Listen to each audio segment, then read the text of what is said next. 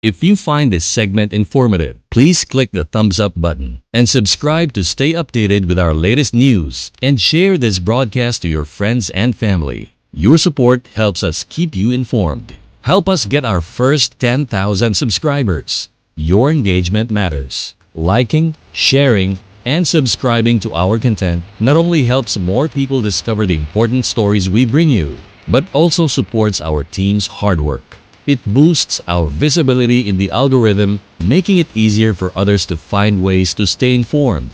Plus, it helps us generate more resources to continue delivering the news you rely on. Thank you for being part of our community and for supporting quality journalism. Magandang umaga, Davao, Mindanao at sa apat na sulok ng mundo. Bago tayo magsimula, bigyan mo ko ng pabor na i-like, mag-comment, ibahagi at mag-subscribe sa channel na ito, Pinoy Rob YouTube channel, at pakipindot ang bell button para sa mga bagong kaganapan. Ito si Merasol Sibayan Cacho, ang inyong tagapag-ulat sa araw na ito.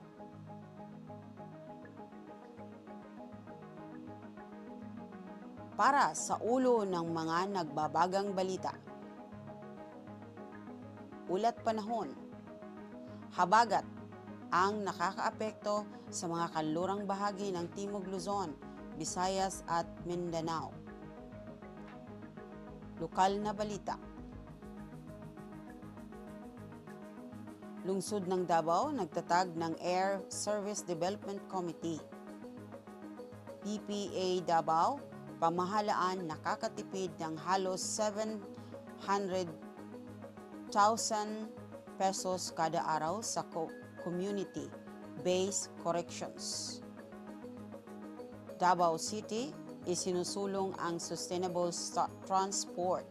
Sumali sa Mobilize Your City. grad, pumwesto ng ika-8 sa Electrical Engineering Licensure Exam. Balitang pambansa.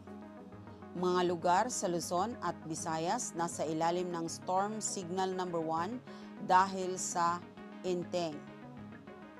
LTO, pinalawig ang paggamit ng temporary plates. Balita sa ibayong dagat. Sabi ng Israeli political activist, nagbago ang dinamika ng mga protesta dahil sa pagkamatay ng mga bihag sa Gaza. Inaasahang mananalo ang far-right party aid sa eleksyon sa estado ng Thuringia sa Germany, ayon sa exit polls. Balitang aliwan. Fatman Scoop, tanyag na rapper na tampok sa mga hit songs ni Mariah Carey at Missy Elliott. Pumanaw sa edad na 56 matapos himatayin sa entablado. Julian Ortega, aktor sa Netflix series na Elite, pumanaw sa edad na 41. Balitang pampalakasan.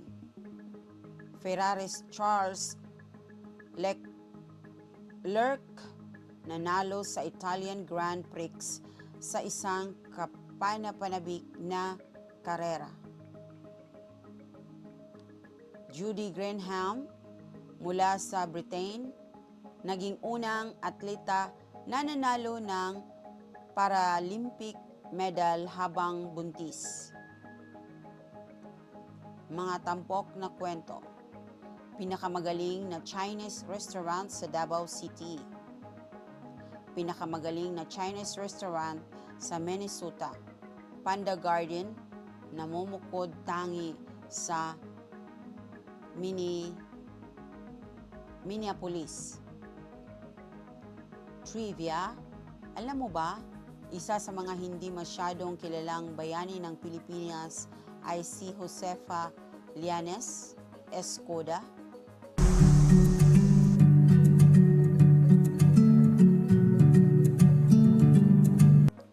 Ulat panahon. Habagat ang naka-aapekto sa mga kanlurang bahagi ng Southern Luzon, Visayas at Mindanao. Narito ang pinakahuling update sa panahon. Sa Bicol Region, Eastern Visayas, Quezon at Aurora, inaasahan ang mga pag-ulan na may kasamang malakas na hangin dulot ng Tropical Depression Enteng na posibleng magdulot ng flash floods o landslides. Samantala, ang Mimaropa at nalalabing bahagi ng Visayas ay nakararanas ng paminsa-minsang pag-ulan dahil sa habagat na may katulad na panganib ng pagbaha o at landslides. Ang Metro Manila, Mindanao at natitirang bahagi ng Calabarzon ay makararanas ng maulap na kalangitan na may kalat-kalat na pag-ulan at pagkidlat, pagkulog na maaari ring magdulot ng flash floods at landslides. Para naman sa natitirang bahagi ng Luzon, asahan ang bahagyang maulap hanggang sa maulap na kalangitan na may mga isolated na pag-ulan o pagkidlat, pagkulog. Ang malalakas na pagkidlat, pagkulog ay maaaring magdulot ng flash floods o landslides.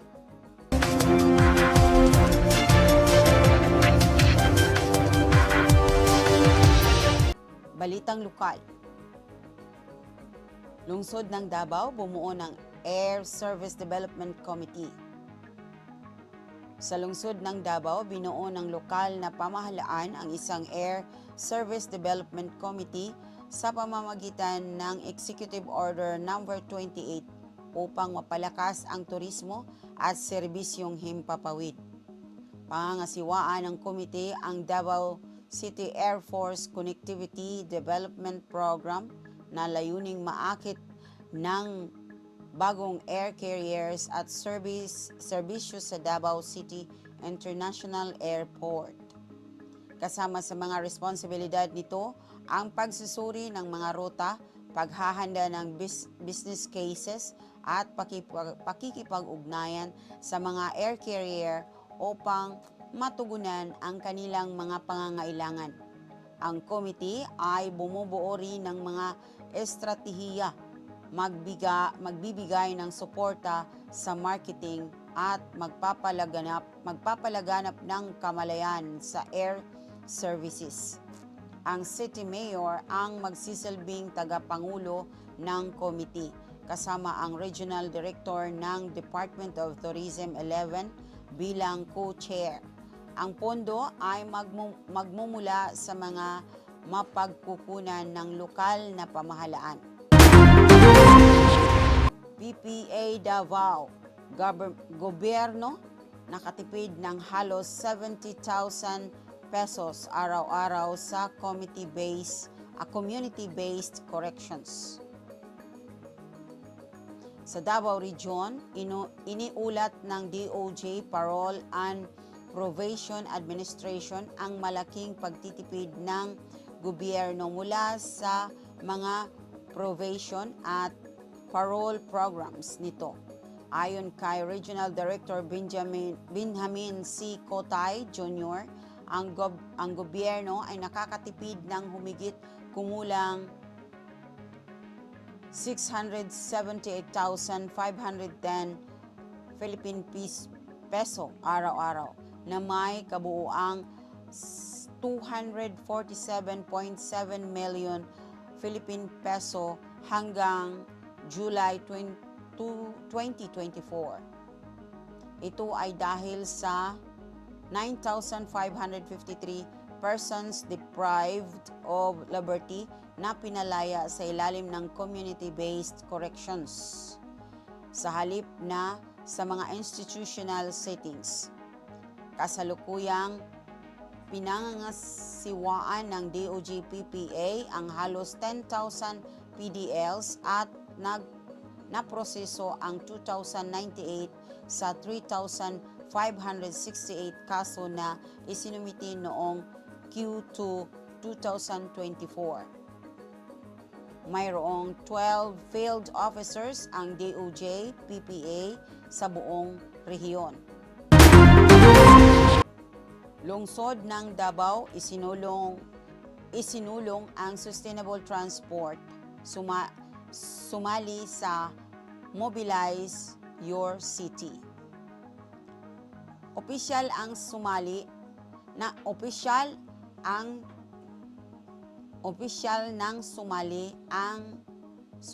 ang lungsod ng Davao sa Mobilize Your City partnership para sa sustainable transport na nagmamarka ng hakbang tungo sa pagpapabuti ng urban mobility.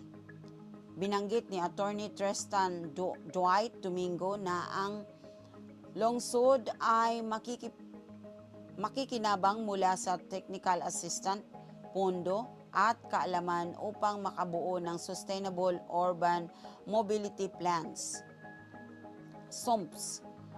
Layunin ng pagiging membro na ito na bawasan ang mga aksidente sa kalsada, pagbutihin ang akses sa mga mahahalagang serbisyo at itaguyod ang kalidad ng hangin.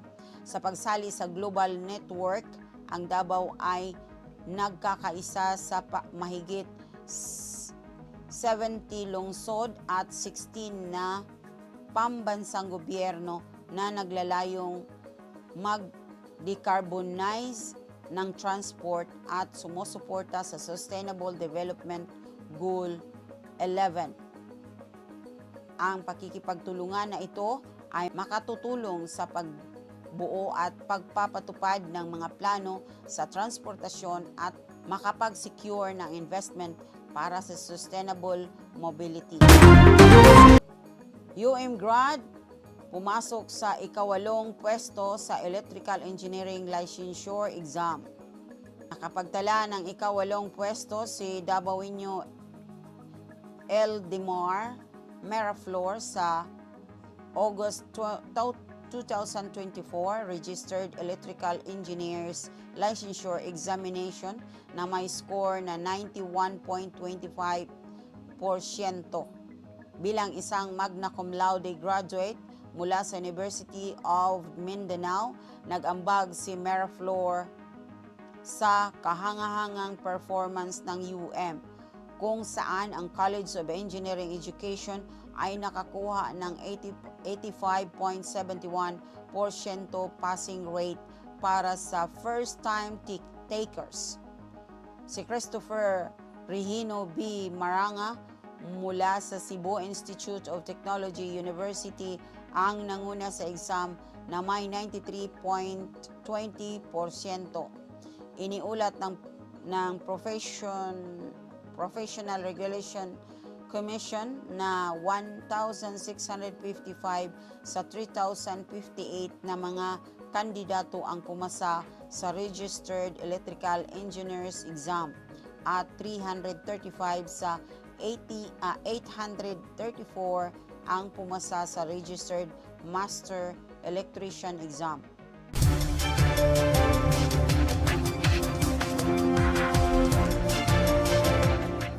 Balitang pambansa. Mga lugar sa Luzon at Visayas nasa ilalim ng Storm Signal number 1 dahil kay Inteng. Nag-issue ang Philippine Atmospheric, Geophysical and Astronomical Services Administration or PAGASA ng Tropical Cyclone Wind Signal TCWS number 1 para sa isang lugar sa Luzon at Visayas dahil sa Tropical Depression Enting. At sa September 1, 2024, si Enting ay namataan 120 km hilagang silangan ng Borongan City, Eastern Samar na may lakas ng hangin na 45 km per hour at bugso hanggang 55 km per hour. Kasama sa mga lugar na nasa ilalim ng TCWS number 1 ang bahagi ng Camarines Sur, Catanduanes, Albay, Sorsogon at iba pa. Ang mga rehiyong ito ay posibleng makaranas ng malalakas na hangin sa loob ng susunod na 36 na oras. Posibleng maging tropical storm o severe tropical storm si Enting pagsapit ng Huwebes, Setyembre 5.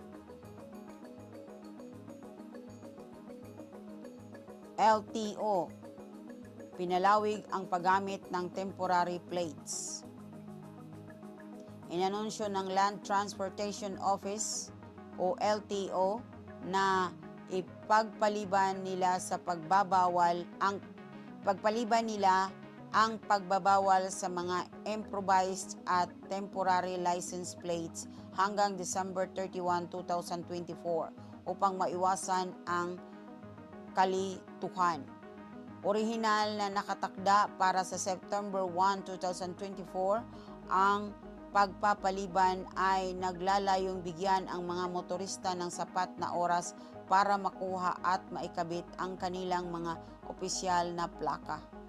Hinimok ni LTO Assistant Secretary Vigor Mendoza ang mga may-ari ng sasakyan na kunin ang kanilang mga plaka mula sa mga dealership o LTO offices. Sa kabila ng mga paalala, marami pa ring mga plaka ang hindi nakukuha. Naresolba na ng LTO ang backlog para sa mga four-wheel vehicles at ngayon ay tututok sa motorcycle plates.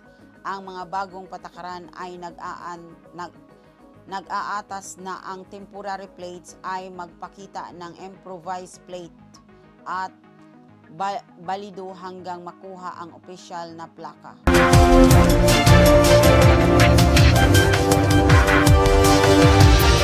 Balita sa ibayong dagat. Aktivistang Israeli nagsabing nagbago ang dinamika ng mga protesta dahil sa mga pagkamatay ng hostage sa Gaza.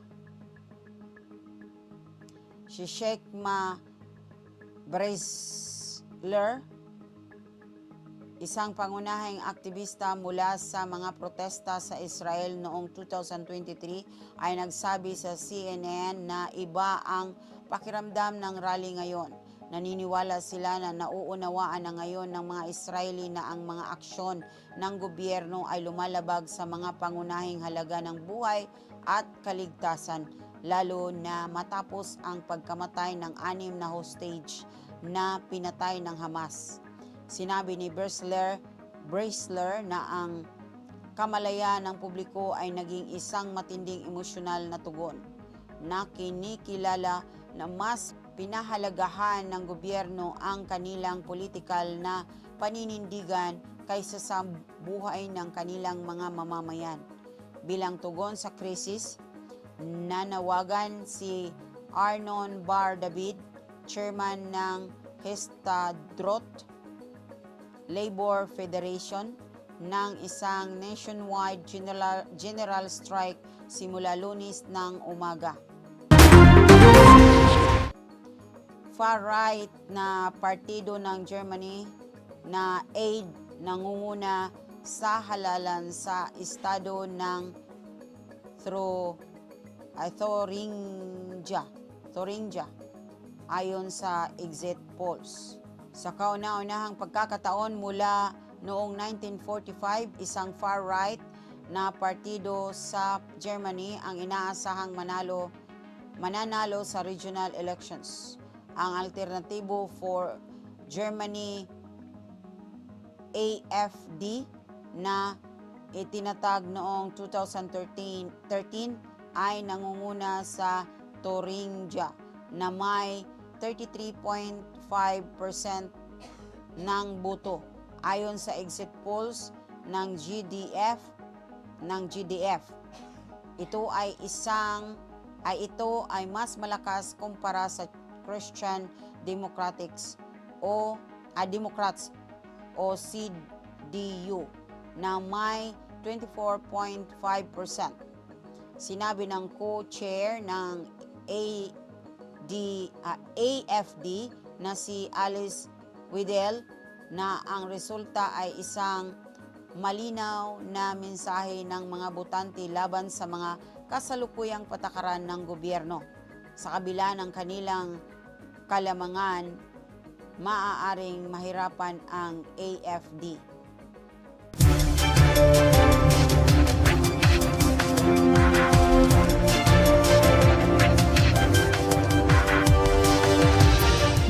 Balitang aliwan. Fatman Scoop, kilalang rapper, pumanaw sa edad na 56.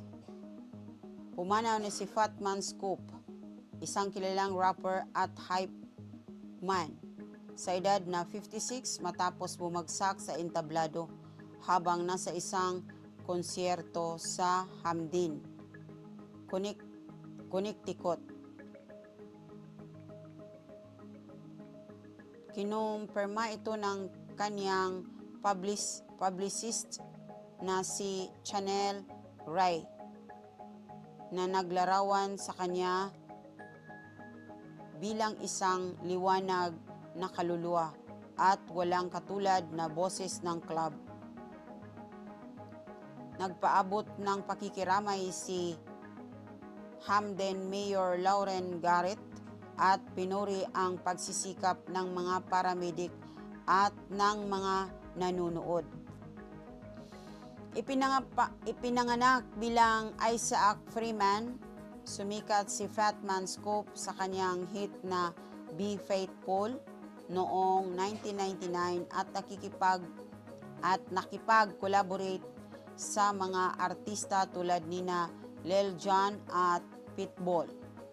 Kasalukuyan pang iniimbestigahan ang sanhi ng kanyang kamatayan. Julian Ortega, aktor ng Elite, pumanaw sa edad na 41. Pumanaw na si Julian Ortega, isang Spanish na aktor na kinilala sa kanyang papel na Netflix na Elite sa edad na 41. Inanunsyo ito ng Union ng mga aktor at aktres sa Espanya. Ipinanganak sa Madrid noong 1983, si Ortega, anak ng aktres na si Gloria Muñoz, ay nagsimula ng kanyang karera sa mga pelikula tulad ng El Otro Barrio at La Raíz del Mal. Naging kilala siya sa buong mundo dahil sa kanyang papel bilang restaurant manager sa Elite. Ang kanyang huling mga proyekto ay kinabibilangan ng The Countryside at Four Estrellas, pati na rin ang mga proyekto sa teatro tulad ng Era. Nagbigay-pugay ang kanyang mga kasamahan sa industriya. Hindi pa rin alam ang sanhi ng kanyang kamatayan.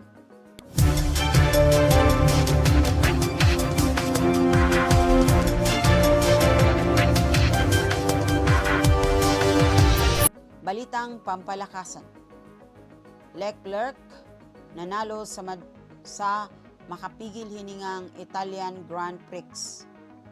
Nanalo si Charles Leclerc ng Ferrari sa isang dramatikong pagtatapos ng Monza Grand Prix, kung saan nalampasan niya ang matinding hamon ni Oscar Piastri.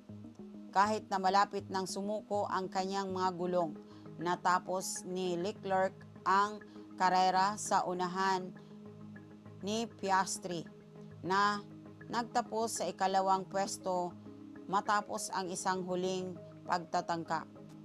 Nakuha ni Lando Norris ng McLaren ang ikatlong pwesto matapos lagpasan ni Carlos Sainz sa huling mga lap. Ipinaliwanag ni Leclerc ang kaniyang ikalawang panalo ng season na binigyang diin ang kahalagahan ng mga tagumpay sa Monaco at Monza. Parehong nagpahayag ng pagkadismaya sina Norris at Piastri sa kanilang mga pagkakamali at resulta at umaasa sa mga susunod na karera. Judy Greenham gumawa ng Paralympic history habang buntis. Gumawa ng kasaysayan ang British archer na si Judy Greenham sa pamamagitan ng pagkapanalo ng bronze medal sa Women's Individual Compound Open sa Paralympics habang 7 buwan buntis. Sa kabila ng mga hamon ng mga pakikipagkompetensya habang may lumalaking sanggol, nananatiling nakatutok at mahusay si Greenham at paborito pa niyang sinabi sa kanyang sanggol na huwag munang sumipa sa mga mahahalagang sandali. Nakamit niya ang bronze matapos ang isang dikit na laban sa semi-final na naungusan ang kanyang kasamahang si Phoebe Patterson sa Patterson Pine. Ipinakita ni Greenham na posible ang magtagumpay sa sports habang buntis at plano niyang sumabak sa mixed team compound qualifiers ay quarter finals sa susunod.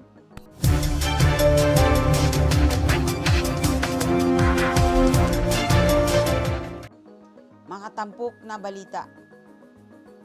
Pinakamahusay na Chinese restaurant sa Davao City, Red Moon Chinese Restaurant.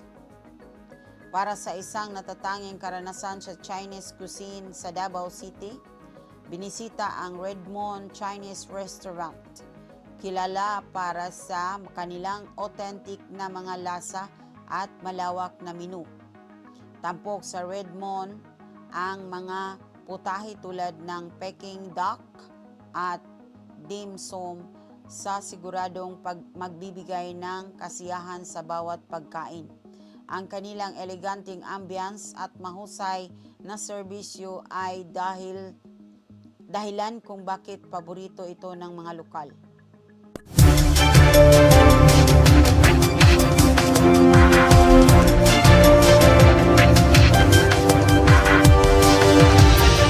Pinakamahusay na Chinese restaurant sa Minnesota, Panda Garden, nagniningning na Minneapolis. Sa Minnesota, lubos na inirekomenda ang Panda Garden na sa Minneapolis para sa kanilang mga natatanging Chinese na putahe. Kilala sa paggamit ng sariwang mga sangkap at masarap na mga putahe. Nag-aalok ang restaurant ng malawak na hanay ng traditional na Chinese dishes. Kabilang ang dim sum, Peking duck at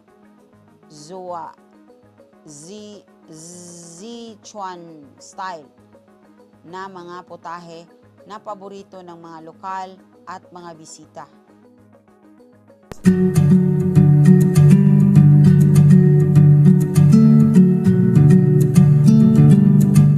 Trivia, alam mo ba, isa sa mga hindi gaanong kilalang bayani ng Pilipinas ay si Josefa Llanes Escoda, isang Pilipinong bayani na malaki ang naiambag noong World War II. Si Escoda ay isang social worker at educator na nagtatag ng Girl Scouts of the Philippines noong 1940.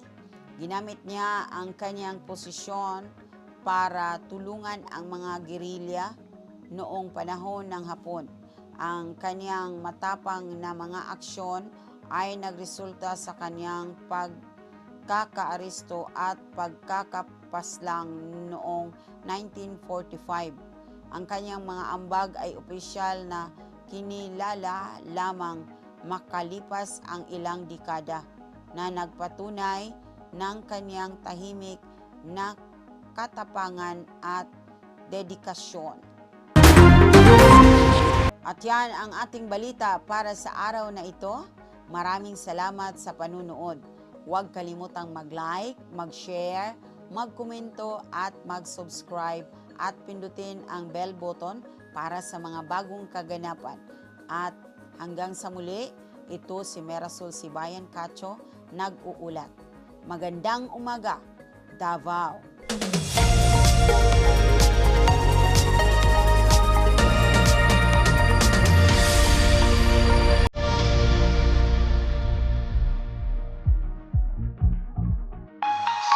If you find this segment informative, please click the thumbs up button and subscribe to stay updated with our latest news and share this broadcast to your friends and family. Your support helps us keep you informed. Help us get our first 10,000 subscribers. Your engagement matters. Liking, sharing, and subscribing to our content not only helps more people discover the important stories we bring you, but also supports our team's hard work. It boosts our visibility in the algorithm, making it easier for others to find ways to stay informed. Plus, it helps us generate more resources to continue delivering the news you rely on.